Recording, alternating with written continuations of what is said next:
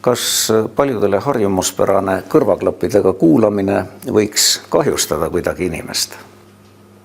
Inimkõrv on väga tundlik, väga õrn instrument, mis väga kergesti võib ka kahjustuda. Ja viimastel aastakümnetel on täheldatud, et noorte kuulmisteravus on oluliselt hakanud langema, just noores eas.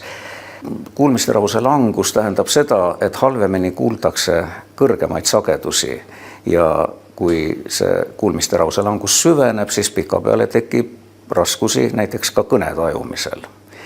Seda on seostatud kõrvaklappidega kuulamisega ja tõepoolest uuringud näitavadki, et need, kes kasutavad kõrvaklappe muusika kuulamiseks ja teevad seda valjult, näiteks üle 3 tunni päevas keskmiselt, neil esineb tõepoolest seesama kuulmisteravuse langus kõrgematel sagedustel. Niisiis, kõrv on ülimalt peen, tundlik ja tark instrument. Ärge rikkuge seda, kuulake ka muusikat mõistlikult.